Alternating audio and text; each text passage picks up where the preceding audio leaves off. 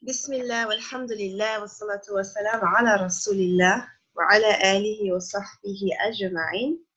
Rabbi shrah li sadri wa yassir li amri wahlul 'uqdatan min lisani yafqahu qawli. I got scared. I thought maybe the other one was coming back. Assalamu alaikum, Sister Zuleha. We had two of me earlier. So when you logged in, I was like, Alhamdulillah. Okay, so we're doing the book of Ahaadeeth. It's called Explanatory Notes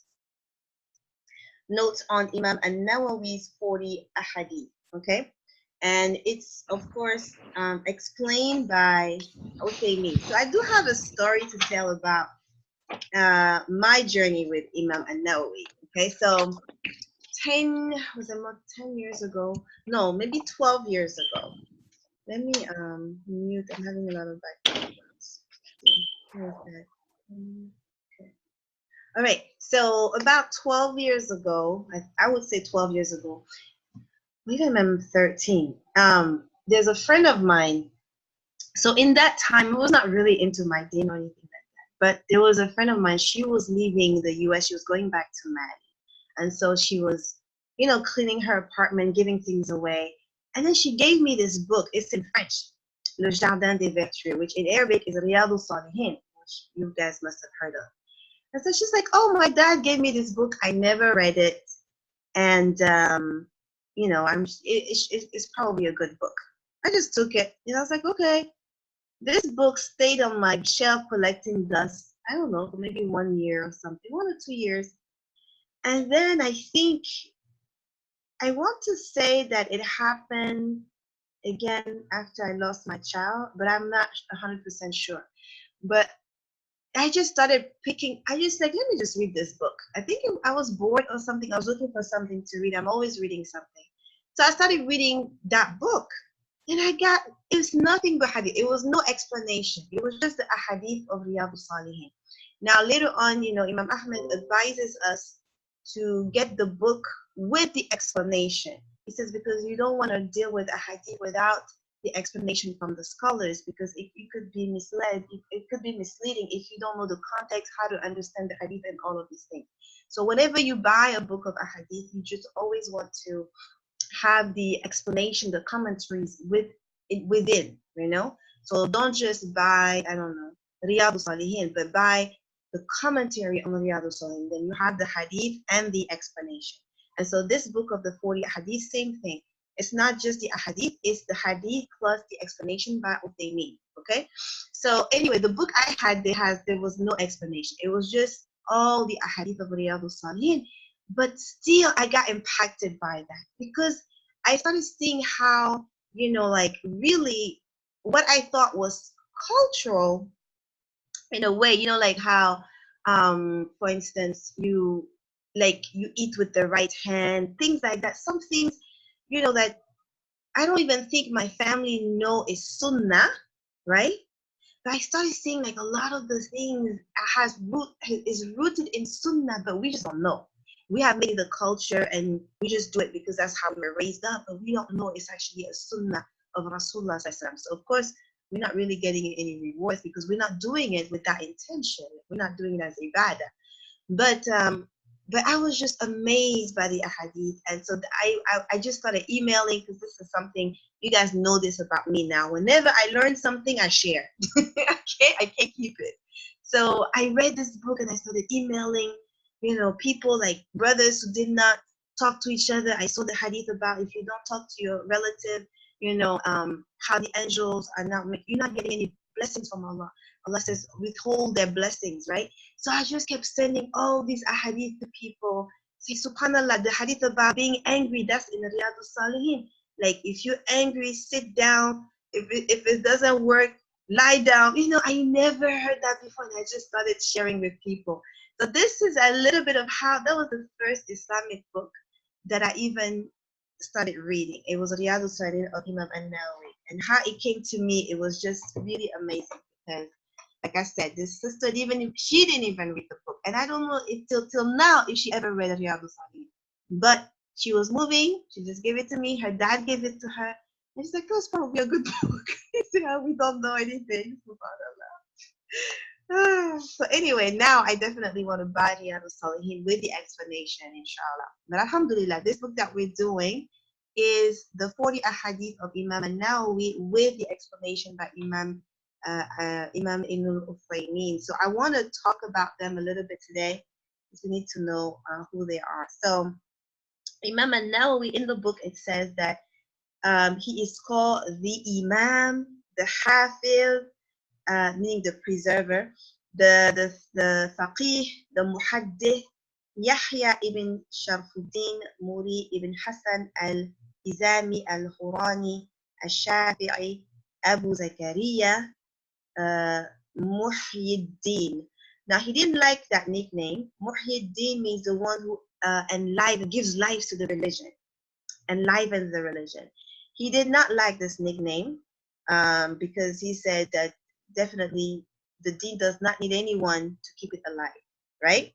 So he didn't want to actually embrace, but people still nicknamed him that because he was able to explain the deen in a very simple language that people could understand very easily.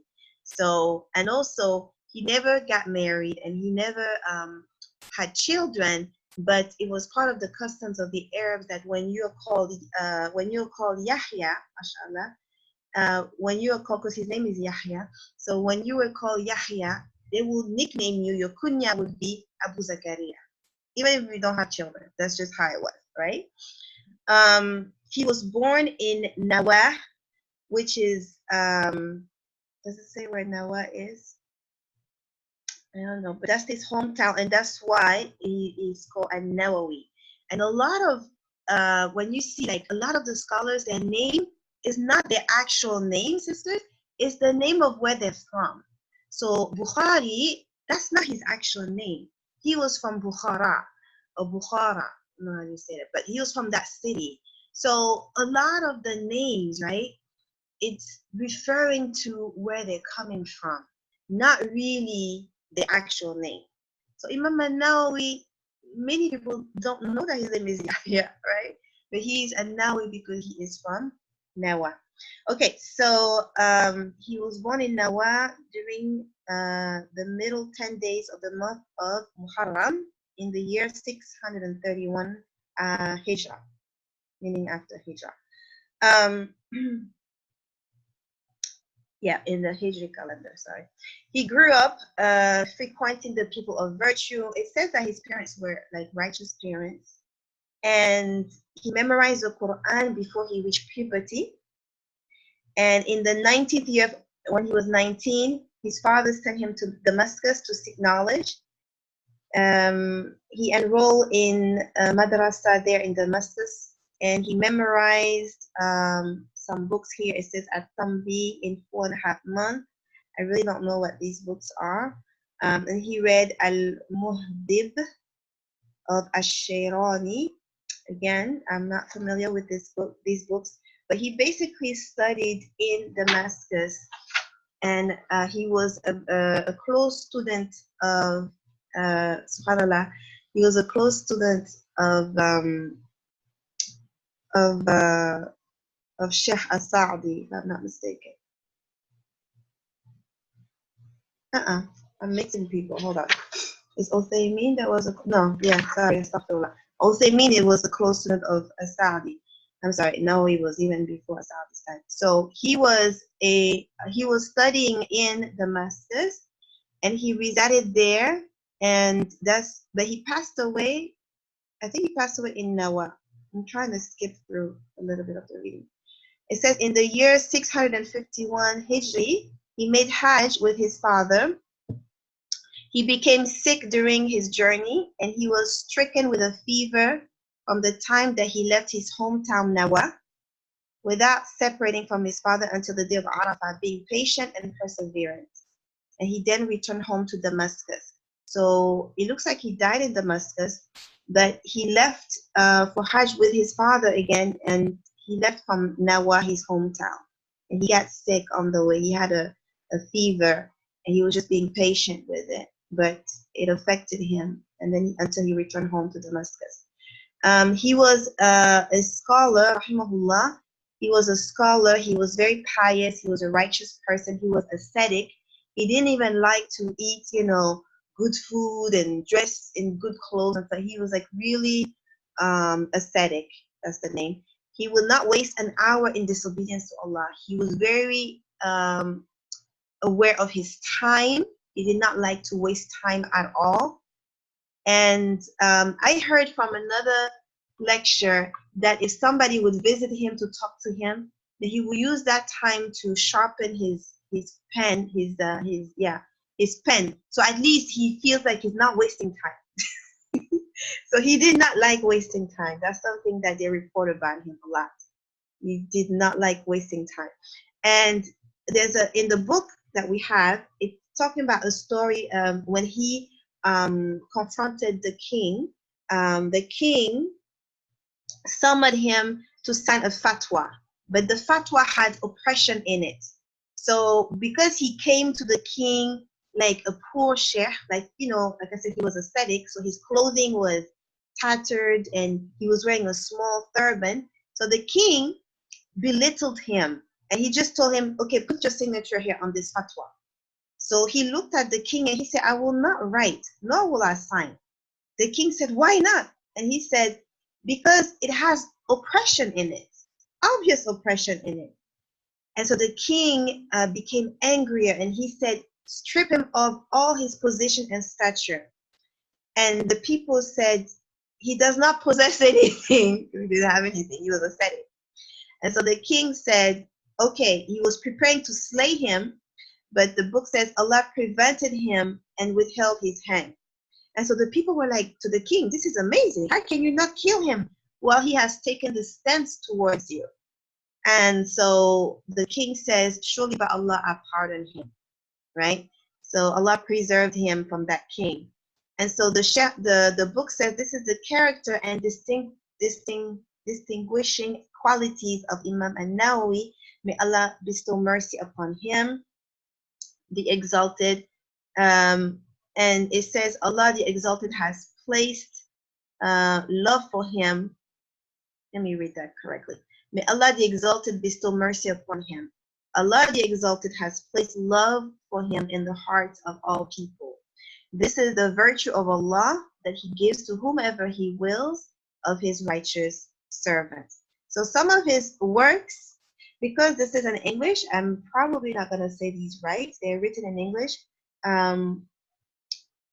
But he did the Sharh, the explanation of Sahih Muslim. He did, let's see, Tibyan fi Adab Hamlat al-Qur'an, Minhaj al-Talibin. He did Rawda al-Talibin wa Umdatul Muftin. He also did Riyadh al-Salihin, as I was mentioning earlier. حلية الأبرار وشعر الأخبار في تلخيص الدعوات والأذكار. I'm sure I'm not making mistakes here because I don't have the Arabic letters, so it's transliteration. But so those are just a few of the list of works that he did. Okay, so he died on Wednesday, 24th of Rajab. So he was born in Muharram and he died in the Rajab. Isn't that amazing?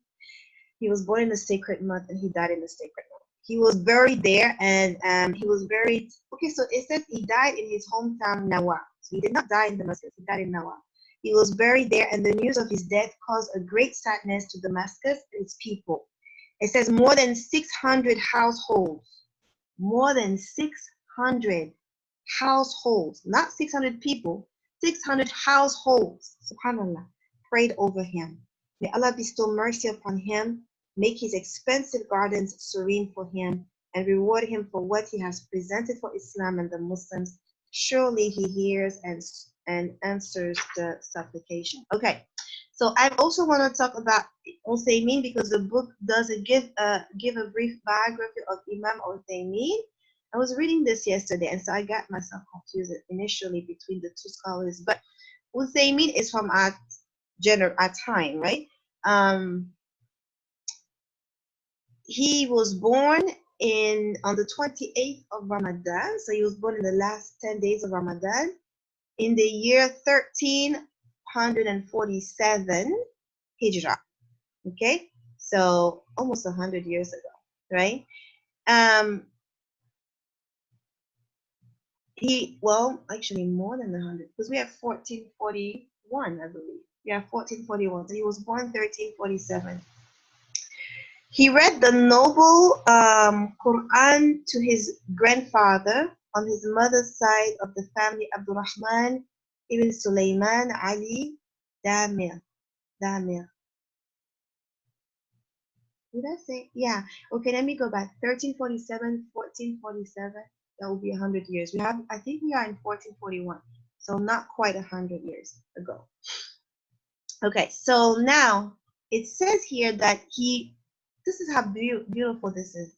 Like we saw, and now we went to Hajj with his father. His parents were righteous, right? He memorized Quran before puberty. And Uthaymeen, he memorized Quran. It says he read the Quran to his grandfather, on his mother's side. So again, the family, the importance of having families who practice the deen, who know the deen, who teach each other the deen, subhanAllah. He memorized it and then began to seek knowledge. He learned penmanship, arithmetic, and some sciences of literature. It says the Sheikh was granted intelligence and the utmost zeal and enthusiasm in obtaining knowledge, as well as sitting with the scholars. He liked to sit with the scholars. At the forefront of these scholars was the Faqih Abdurrahman ibn Nasir al-Sa'di. So, we have in the Tadabbur group, I used the tafsir of al-Sa'di and Ibn Kathir, right? I love the tafsir of al-Sa'di. It's like he was known not to talk much. He would explain things in a very concise manner, mashallah. So he studied under Sheikh al-Sa'di, and he read he read with him. He read with him in Tawheed, Tafsir, Hadith, Fiqh, principles of Fiqh, inheritance, Hadith, terminology, grammar, and morphology. So those are the courses that he studied with Sheikh al-Sa'di.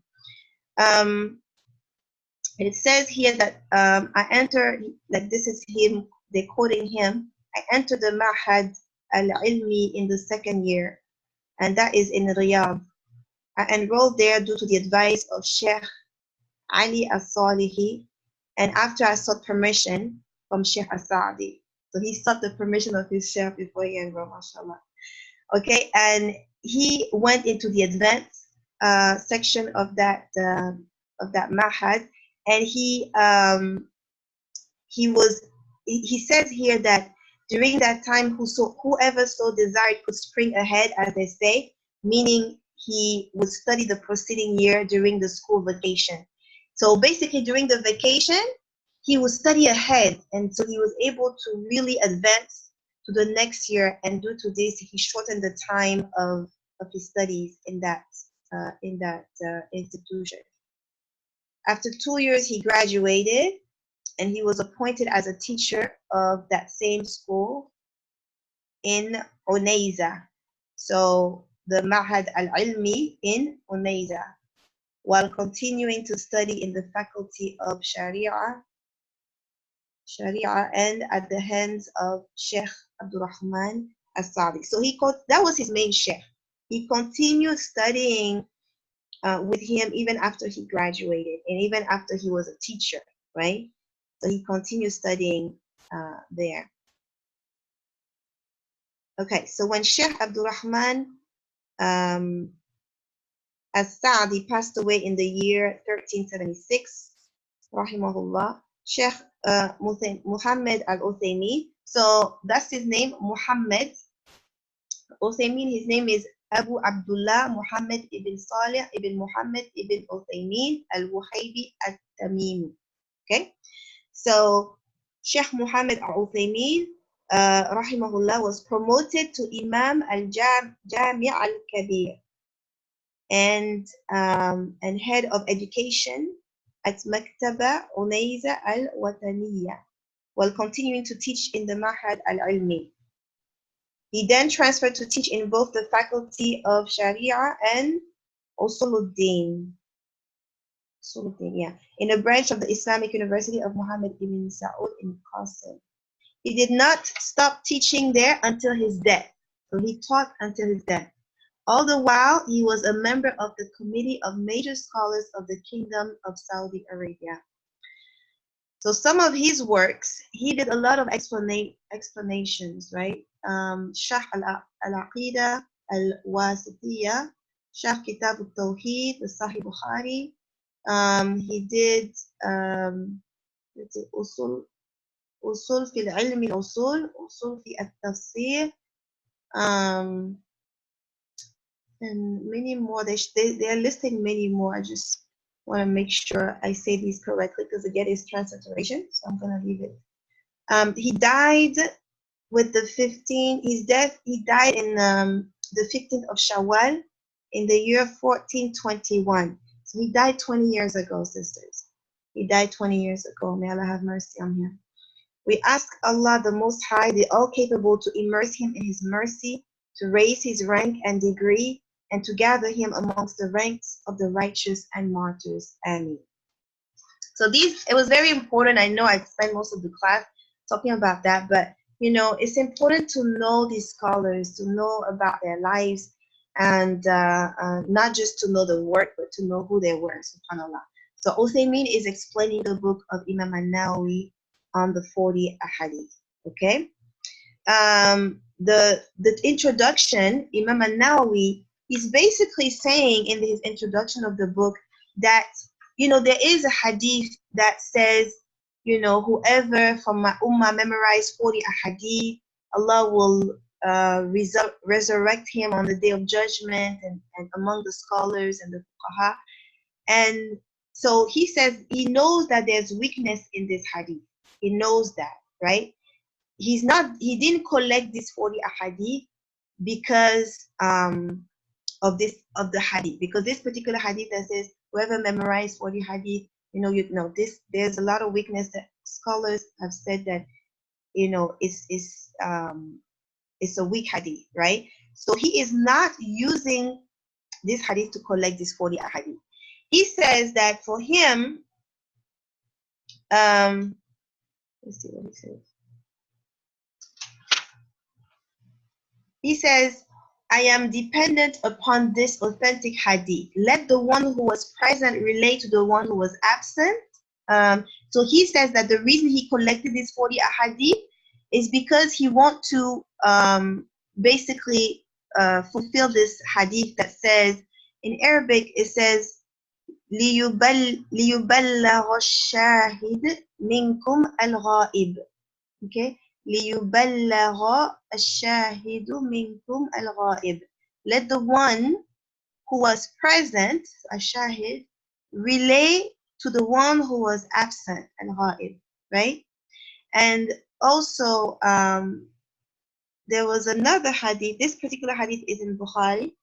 The second hadith that he's also using as his motivation to collect this 40 hadith is, may Allah brighten the man who hears my statement, memorizes it, and relays it just as he heard it.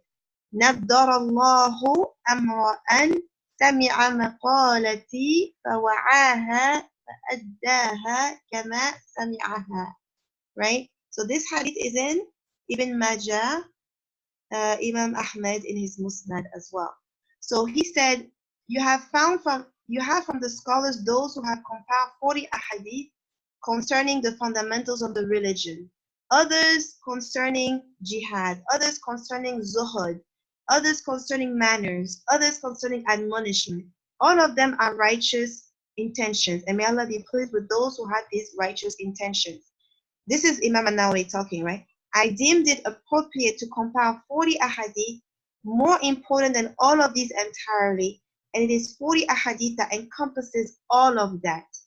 Every hadith has in it a grand principle from the principles of the religion. The scholars have described it as Islam orbits and revolves around it, or that it is half of Islam, or a third of it, or similar to this statement. Thereafter, I was devoted to making these 40 ahadith authentic. The majority of these ahadith are found in Bukhari and Muslim. I mentioned them without the chains of narration to facilitate its memorization and to make its benefit universal by the will of Allah the Exalted. Then I trail it with chapter headings that are precise in its wording. So he says, it is appropriate for every person who is striving for the akhirah to have knowledge of these ahadith due to what they incorporate of important affairs, as well as what they comprise of exhortation and directing to all of the obedient acts. That is apparent to anyone who reflects. He says, my dependence is upon Allah as well as my commitment and reliance. Praise and blessing belong to Him, and success and salvation is by way of Him. So this is today's session. We went over the life of Imam AN Nawawee, of Imam Ibn al-Uthaymeen, and of the reason in the introduction of the book, the reason why Imam AN Nawawee decided to collect these ahadith. Again, the reason I read the weak hadith to you is you may hear that whoever memorized 40 ahadith, they will be resurrected with the scholars. On the day of judgment, it will be an intercessor and a witness for him. It will be said to him, enter the doors of any doors of Jannah you wish. All of these, they have narrations that are weak, right? So Imam AN Nawawee, he mentioned these ahadith to say these are not really the reason. He's not collecting the 40 ahadith based on these weak ahadith. He is using two ahadith that I just read to you. The first one that says, let the one who was present relate to the one who was absent. And the other one that says, may Allah brighten the man who hears my statement, memorizes it, and relays it just as he heard it. So he says this motivated him to do these 40 ahadith, and the 40 that he compiled, he said these ahadith, they are like really important ahadith, right? Like some of these ahadith, the scholars have said it is half of Islam, it is a third of it, or Islam revolves around these principles in this hadith. So he says these hadith are really, really important for anyone who wants to strive for the akhirah, right? They need to know these hadith. And so that's why he compiled it, and he made sure that they were authentic by taking them from authentic sources, like Bukhari and Muslim. So he's not going to spend time telling us the chain of narration, because usually when you tell a hadith, you're supposed to say it was reported from this, all the way to Rasulullah. So in his collection, he did not do that because he made sure he got them already from authentic narrations. Bukhari and Muslim, everybody knows that those are authentic sources. So do I have any questions or comments about this?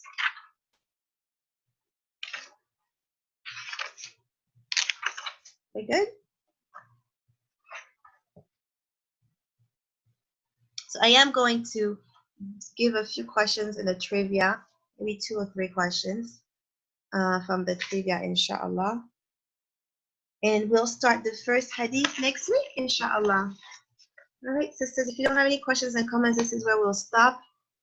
Any mistake is from me, any good is from Allah. And may Allah forgive me the shortcomings. Allahumma ameen. سبحانك اللهم وبحمدك نشهد أن لا إله إلا أنت ونستغفرك ونتوب إليك. السلام عليكم ورحمة الله وبركاته. Oh, I forgot to put the title. Let me put the title. I'm going to type it in. Explanatory.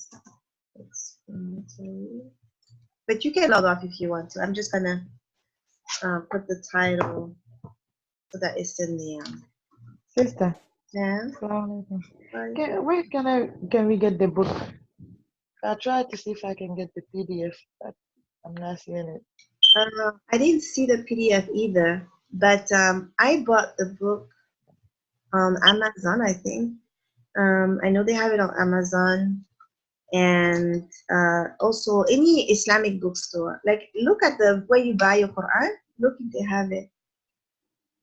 Can you send the picture one more time for me? Or is the same one that we have in the icon? Yeah, it's the same book. And then the is by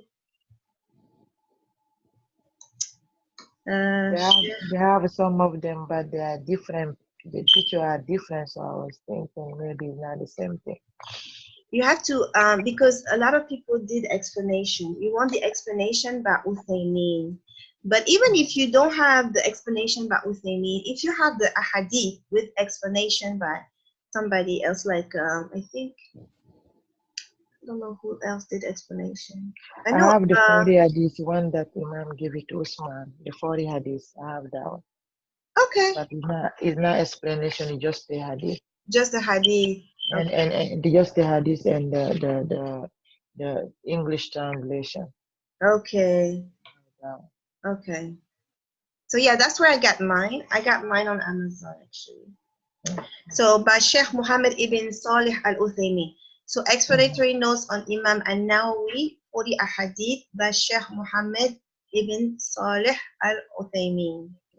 Okay, so we just did today introduction and so biography and introduction.